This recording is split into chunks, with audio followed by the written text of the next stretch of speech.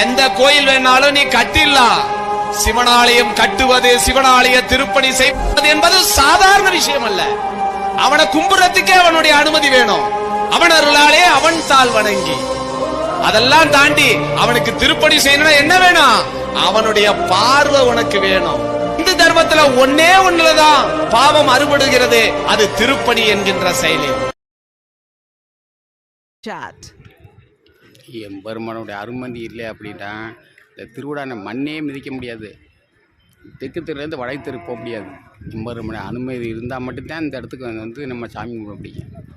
அதுதான் மாணிக்கவாசகர் சொல்லியிருக்காரு, சிவனவன் சிந்தையில் நின்றதனால் அவன் அருளாலே அவன்தால் வணங்கி சித்தை மகிழ சிவபுராணம் தண்ணி முந்தை வினம் எழுதும் ஓய உறப்பன் யான் அப்படின்னு சொல்லியிருக்கார். நான் சொல்ல, மாணிக்கவாசக பெருமான் சொன்னது.